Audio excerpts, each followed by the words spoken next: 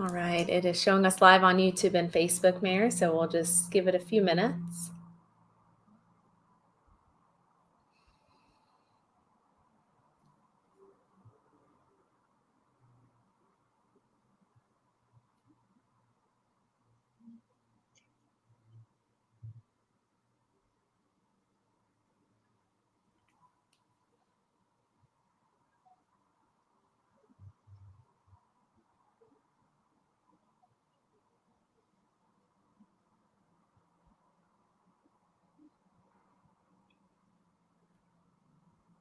Great.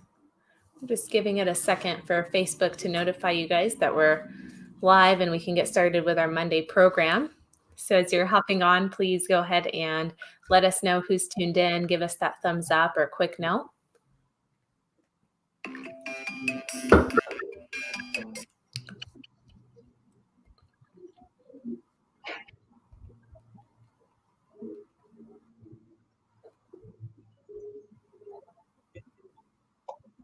Facebook, Mayor.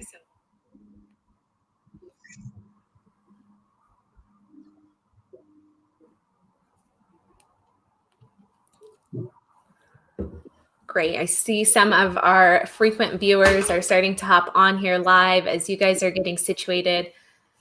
We'll go ahead and kick off our Monday broadcast. Good afternoon. Thank you guys for tuning in to our Monday live broadcast where we have the mayor with us to provide updates on all things COVID, things that we should be aware of as far as resources, numbers, facts, and figures, not just in our city and our county, but even on occasion at the state level. Now, most of the time we do go live at around 11 a.m. The mayor has been extremely patient with me. Monday has presented a lot of tech issues on my end. So if for some reason you do not see us or hear us fine at any point, please let us know. But I appreciate you guys for starting to tune in with us on this broadcast, especially since it's a little bit of a different timetable. But for those of you that are returning viewers, thank you for coming back to us. Please do your part by continuing to share out the information that we put out to you through your own personal network. Engage with us along the way as we like to give those shout outs and answer any questions that you might have. And if this is your very first time onto our broadcast page, then I do hope that you do not let it be the last. Make sure that you hit the like button, hit the notification button as well, so you can get those timely alerts whenever we do go live.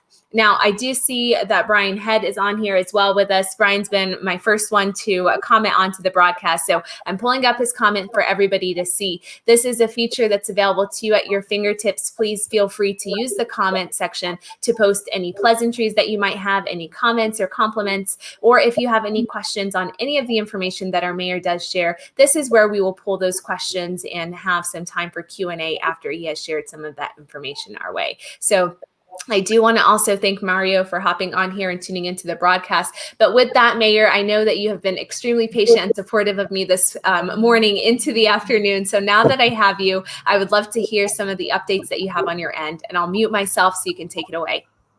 All right. Thanks, Juliet. And understanding the city went through the same thing last week, but tech issues. So we understand those happen. A couple of things we want to talk about. Let's go back to the market night, first of all. So normally on Wednesday night, we've had market night over at the City Park Rec Center. And some weeks it's food baskets, and some weeks it's a combination of food baskets and gift certificates. And then some weeks it's just gift certificates. So in this past week, on Wednesday night, we ran out of food. We did have certificates there as backups, but we processed approximately 1,000 cars in under 2 hours. Now, unfortunately, this market nights has been under CARES dollars. And as everyone's aware, CARES dollars ends next week. We are scrambling to try to see if we can find another way to be able to fund this. And we're looking at somewhere between $40,000 and $50,000 a week. So if any of our business group that's on the phone today would like to donate enough to cover any one of those weeks, we would be glad to accept it. Again, that's $40,000 to $50,000 a week, depending upon the amount of food that we have brought in. The city simply can't finance this by itself. I was on the phone with Congressman Perlmutter yesterday. I understand this was Sunday, and he is in there still waiting on the legislature votes and stuff like that. But we were talking about the stimulus package that is before the Congress and the president to sign, hopefully today. But we're not sure that the money that is coming out of that can be diverted over to using this as a way to feed people. And again, this is not just for Westminster. We don't ask where you're from. If you're in line, you say you need food, we give you food. The important thing under this legislation is there is no money for counties and municipalities in the package that is currently before us. So if we have another way, we're communicating with the Congressman's office as we're sitting here. I'm doing some text messages back with his staff to try to get a clarification of whether or not this can be used. They just don't have an answer right now because, as you can understand, the package is still in flux because it hasn't been totally approved by Congress and the president. So that's a big piece, and understand this is a big impact if we are not able to continue this past this coming week. Not only with the holiday that's here, but we're seeing more and more people who need food, and it's just not dollar handouts. Now, there are some financial groups in there that will benefit, some with extended unemployment, some with some one-time checks. But without the economy opening back up and getting more people back to work, this is going to be a continuing item for us. All right, so much on the food market. Now, we've talked a number of times about the 5-star program. So Juliet has the latest copy of the criteria for the 5-star program. Hopefully, some of you took time to write emails to the address that we gave you a little over a week ago. This will be discussed, if not tonight, the first study session, and it'll come in under the COVID updates. So we're trying to get a handle on this. There are some very stringent requirements in this on how it gets done. There has to be a committee to review it. The business owners have to submit their plans, and there has to be site inspections. Not only that, but there has to be regular inspections to ensure enforcement is being done. The question is, who does the enforcement? Question is, who does the inspection? There are things that are in there, such as HVAC requirements, and it says must be sufficient. What does that mean? How many air exchanges an hour do you need on a commercial business and a restaurant? It's not defined. And the references I gave in there also don't define it. These are questions that we have to get answered before we can say if we can commit something. I will tell you that both Adams and Jefferson County government right now are not real keen on putting this program together. They indicate they cannot staff it to process the materials. They don't have the ability to load up the groups to go out to do the inspections. I don't doubt that they cannot go forward and do the inspections. I think that's going to have to be a workout where potentially the cities can do it. But I would tell you, at least in Jefferson County, most of the municipalities have said they simply cannot staff that kind of an inspection process. You can imagine you've got 10 or 15,000 businesses in your city, and we have way more than that. How much time and effort it could take to just make one round, must else go back. The other thing, if you've ever had a complaint or a citation from the health department on your business, you are not eligible at all. So there's going to be some that may not be able to participate no matter what they want. So this thing is still very much in flux.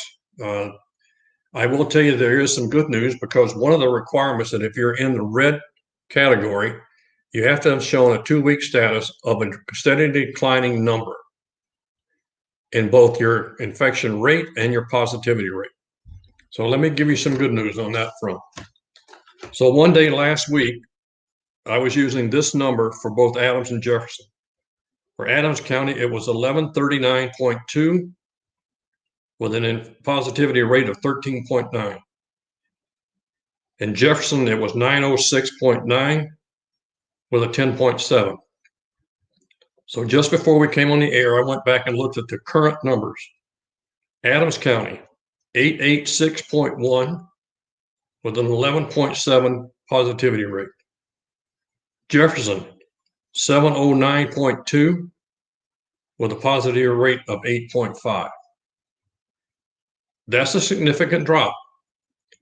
And those are based on 2-week averages. So this is not a one-day average. So In that case, we meet one of those criteria of have a steadily declining piece for 2 weeks. Now, will it stay that way until we can get these approved? Even if you get approved, and if we can get the state and the counties to get on board, and then we can figure out a way to how to set up the review group, how to staff the inspection people. If we see a spike going back the other way, it could put everything back on hold. But right now, if they had only one criteria to look at, and that's the positivity and infection rates, those numbers are showing a regular decline. We are nowhere near the 350 mark that we need to be. Even in Jeffco, we're still more than double what we need there. But to get back to orange, we have to get between 175 and 350. If we had just that alone without the exception and the variance that we need to require, we could reopen businesses as long as we stayed in that orange for a 2-week period. So there's a lot of things still going on with that, and a lot of things that have to play into the decision making and needing that stability. We have still not seen an indication that we've had a big surge in Colorado. A lot of our neighbors have seen extremely large surges since Thanksgiving. All you have to do is turn on the news and you can't help but see it. I think one of the worst states in the country right now is California. They're making life and death decisions based upon the fact they don't have space in ICUs. So their death rate is very high on a daily basis. I didn't check today, but I know over the weekend their numbers were extremely high for the number of people who are losing their life on a daily basis, and across the whole state. It's not just in one city. So we've talked a little bit about the food feeding program. We've talked about the COVID infection, and we talked about 5-star. A lot of stuff in a very short period of time. But I wanted to make sure that if there's any questions, normally we would have had this meeting in the morning, but as we understand, we had technical issues. So the opportunity for you to call in to leave a recorded message about any of this is past. So we won't be able to do that. But what I would recommend that if you are still interested in the 5-star program, if you're interested in helping with the food program, call the recording number and leave a voicemail, and we'll play it at the next meeting. But I still need your support if you want to proceed with this 5-star program, and also to get the support of the entire council on this. It may come down to the point that we have to make a decision of going it alone. I mean, there's no help from the county, no help from the state. But we have to be able to staff that. And it has to be a staff that can be on it every day until we get through it. Because if we get a complaint, we have to go back to the place that we had the complaint, especially if we had just approved it. That group is also going to have to be responsible for if you come back and you have a violation after you've been approved, they may shut you down. So those criteria you have to take very seriously. And you have to be willing to say, I can do this, and I know I can make it work so that I can get my business back open. I implore you to go look at the materials that Juliet provided for you on the most recent version of this program. If you don't feel 100% that you can do this, then I don't recommend you apply. Because if you can't do it, you're taking the time of somebody else who can for us to get through the process. I'm not sure how soon this can kick off. I will tell you that Adams County Health Department, Dr. Douglas, is very much in support of this. Unfortunately, in Jeffco, we don't have the same level of support. Part of that is, remember, we don't have an executive director at the Jeffco Health Department right now. We have a group of department heads that are making decisions based on a committee review. They are also very concerned about the ability to staff this with anything they need to do, even to the reviews, because we've got into that critical cycle now that we are doing vaccinations, and they have to be overseeing that. That, to prevent further loss of life, is extremely important. We know that vaccinations are starting. We've seen the second vaccination product is out on the street now. It's being shipped today in many locations. So we now have 2 vaccines out available to the general public. How soon the group that you're in or you qualify for will get theirs? Right now, it's long-term care and medical health personnel who come in contact with COVID patients. There will be another group, 1B. I'm not sure how soon they're going to start, but there's anticipation it could start as early as this week, but probably no later than next week. one group at a time. They've got to get through 1A before they start 1B. There's a lot of nursing homes and first line workers working with COVID that have to go before our first responders. So keep in mind that that's coming. You will have to make the decision on your own on whether or not you want to take part in the vaccinations or you decide to wait till later. When it comes your turn, make a wise decision. But in the meantime, whether you are quarantined, where you're wearing masks, you still have to wear the mask regardless. This does not take that away. It does not necessarily open the businesses back up at this point. Those will be determined later on as to what category we stay in. But make a decision, be thoughtful about your process, wear your mask, wash your hands, and do your social distancing. So Juliet, I've been monitoring the comments and I don't see any questions yet, but if somebody wants to jump in, we're ready to take those. Absolutely. Thank you so much, Mayor. And for those of you that are just hopping on with us, we are a little bit later on our broadcast due to some technical difficulties that we had, but we do have the mayor with us who's provided us an overview of some of the programs changes that might be coming to a few existing services that we're offering through CARES that the city has been able to do to some of the comments as it relates to our 5-star program and everything. I do see Vince on here as well. And I see Dave Carpenter. Thank you guys for hopping onto our broadcast. And as the mayor has stated, the 5-star program, the draft template of what that looks like and everything is on the Chamber COVID-19 page. We included that link on the last broadcast. I've reinserted it onto the comment section of this one as well, where you can access the latest information on that. It looks like Dave Carpenter does have a comment for us. So I will pull that up. And while I just take a quick second to skim if there are any additional ones. Perfect. So Dave is asking specifically about complaints that might disqualify businesses. So do the complaints that disqualify businesses have to be substantiated as a violation in the 5-star program? So I know, Mayor, whenever you were touching on the 5-star program and whether or not businesses can apply to participate in it, they would have to not have been fined or had some complaints on them. And so I believe this is a follow-up and Dave, to that. The answer is no. The answer is if you ever had a violation or had a citation in the past, regardless, nothing to do with COVID, you will not be qualified. So, and this is probably going to be a very select number of groups that may have had that. And unfortunately, it's probably going to be a restaurant. But no, it doesn't have anything to do with the 5-star program or the disqualification. Now, it does disqualify them, but even if you get approved and get started in the 5 program, if you get a violation, they're going to pull it anyway. Excellent. Thank you so much, Mayor. And I see Tara on here with us. Thank you for hopping on, Tara and Sean Kaiser. Sean did comment. I can't pull up the comment because he commented on a shared version of this video. So I will have to read it to you, Mayor, and I'll try and do my best to.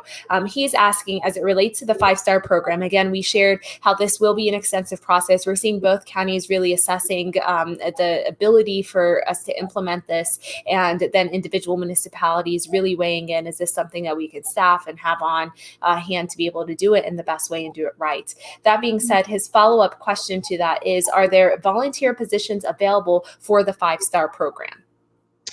At this point, I just don't know.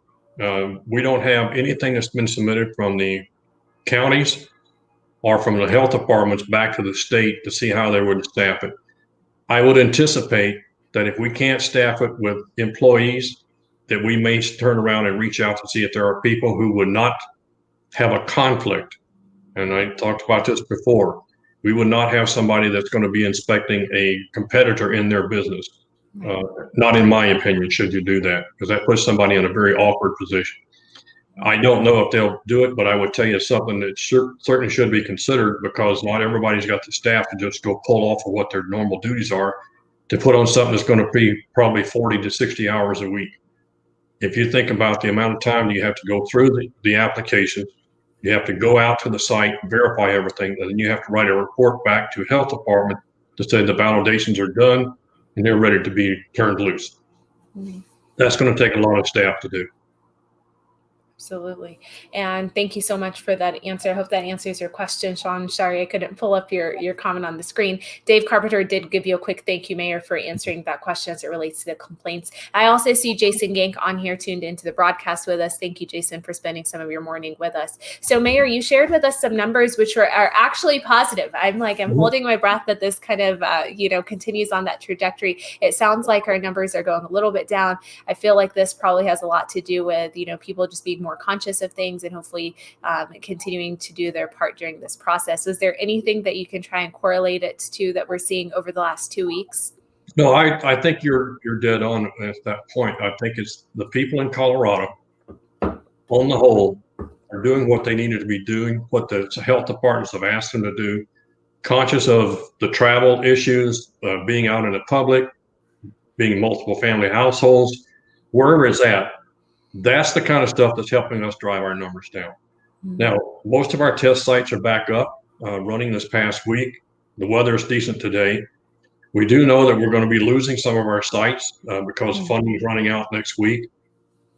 We don't know how soon that we could potentially lose Waterworld. Right now, we've not been able to get approval for opening up a site in Westminster for a large site. We're still talking to the health department of CDPHE about that because we were going to try to staff that ourselves, but we just haven't been able to pull that off yet. There's just so many things going on that they have to prioritize what they're looking at next.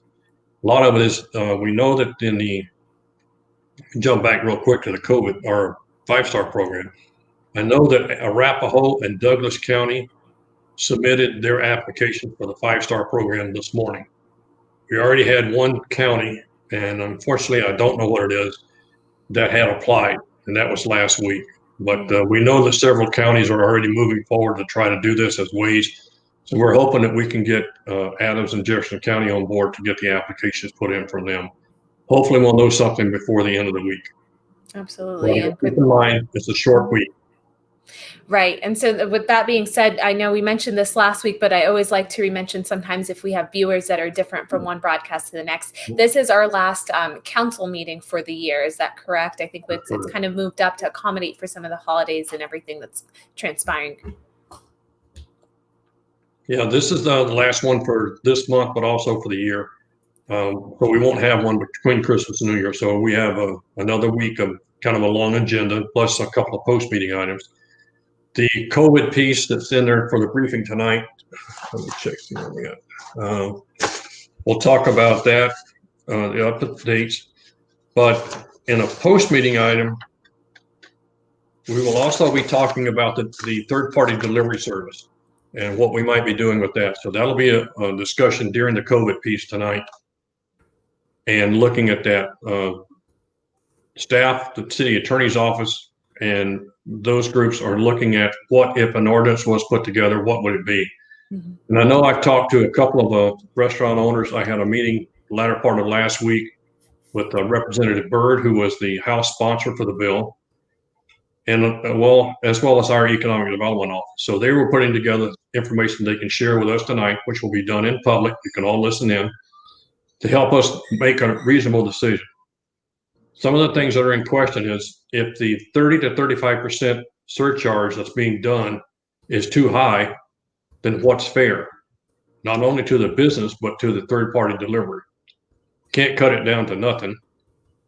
But we've discovered too that in some of the research we've done, and a couple of people I've talked to, on the tickets that are being issued now for the receipt for the customer, there's been something on there that talked about a city fee, like Westminster, Arvada, Broomfield, whoever.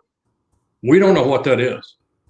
And it certainly is not a fee put on by the city. So those are some questions that we don't have answers to that the staff has been working on since Tuesday of last week to see if we can figure out why they're doing it. It could be just an additional service fee that they're putting on, but they're calling it a city fee, which is concerning to us because it looks like the city's adding on to it. Mm-hmm. But when you look at the whole piece, when you add up the cost of it, is it worthwhile to have a third-party delivery come to you, charges they add on, or is it more convenient and less costly to the business in the restaurant area if you just go pick it up? If you go into their drive-through or you go to the front door and you pick up your food, then you're not paying any of these deliveries or surcharges. And all that money stays in the pocket of the local restaurant. That doesn't mean that Grubhub and DoorDash and Uber Eats and whoever else shouldn't be allowed to make a business. But let's be sure that we're doing something fair and equitable to everybody.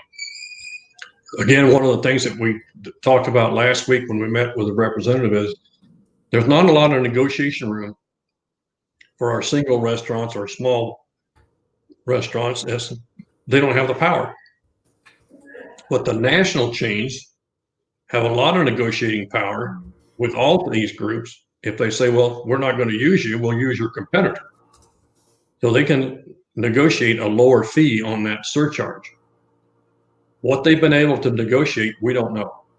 If they've been able to negotiate anything, but I would be assuming, which could be bad, that they've got enough power in the market that they can demand a surcharge reduction over what they typically charge. Hopefully, we'll get some more information on that during the COVID updates tonight. Staff's being prepared for that, both from our city attorney, our economic development office, both. So that's kind of where we're at on that. It's just, I don't have a lot of information until we get to the briefing tonight. Excellent. Thank you so much for that, Mayor. I know we had some questions last week as it related to it. I know there's been some feedback that I'll be passing along to you as well from our overall business community. For those of you that have been able to tune in with us this afternoon, I do appreciate it. I know we're a little bit off on our timing, but the information is probably the most positive that I've heard in a while as it relates, of course, to our COVID numbers, some of those changes. And then if anyone is interested in supporting the existing program that the city is offering as it relates to food and food insecurity, some help around that. It looks like it's coming to a close over the next couple of days since that is funded by the CARES dollars. So we'll be curious, definitely next week, Mayor, to hear about updates as it relates to some of the 5-star program. If there is an update, of course, on the federal package that you had discussed earlier on and what that looks like in terms of support to our various communities. Was there anything else that we have left off that we should be sharing with folks? I know last week we mentioned about some areas that are closed off because of the holidays coming up, but I can't think of something else that we wanted to make them aware of. I'm glad the site at Waterworld is still open. I know that's been extremely popular. I know I've gone to that a couple of times, so hopefully that can continue on. No, I think the biggest thing is if something dramatic changes, I'm usually trying to make sure I reach out and at least call you and give you information you can then put out. But again, I could use your support in whether or not you want it or don't want it. This is going to be a business call, and I've asked Juliet to provide input to it, and that's on the 5-star program. It's going to take some effort. It's going to take some staffing. We've got to try to find it. That can come as long as it can come. It'll some way or another, we'll try to figure out something, but it may not be enough. Now, the other part of it is if you go into it and you're in a red status and you get approved, you would be in the orange status. If the city moves to a orange status, then you would be into yellow. You would always be one step lower if this program gets initiated and we get approved for it. So that's the big advantage for the program. We just don't know where it's going to end up yet. There's a lot of people saying like, hey, it's a great program, but we don't have the ability to turn it on and staff it. So those are things that we're working for. If there's an opportunity, if you think you would be interested in being one of the volunteers for the committee or for the inspection group, just keep that in mind. We may put out a call if we can get to that level. And if we do, I'll put it out through Juliet. Thank you so much, Mayor. And thank you again to everybody that's tuned in. Please do your part in continuing to make sure that our numbers are dropping. Share out the information to everybody. We know it's the holidays, so be mindful of that as you're going out and about, as you're shopping and supporting our local businesses and our small businesses. Also be sure that you're supporting our community throughout the process as well. Make sure you share this message out. If you end up watching this as a replay later on, give us that hashtag replay so we know that you tuned in, even if it was at a later point in time. And then if you do read the 5-star program framework that we've included into the comment section of this broadcast and you have feedback on it, please be sure to share that our way, whether it's through a comment or a direct message to our page or an email to info@westminsterchamber.biz. We'll be sure to take all of those comments and pass that along to the mayor and, of course, council so that they can make the best recommendations moving forward for all of our community as a whole. And if you are a first-time viewer, we appreciate that. Please come back to us into the future. Mayor, I appreciate your flexibility in making this work into your schedule. I know there are a lot of calls and meetings that we are pulled on a daily basis to attend. So I think this just continues to show that you are committed to providing some communication to our overall community and allowing that level of transparency. So thank you so very much for everything that you do. All right. You guys have a good day. Thank you. You too.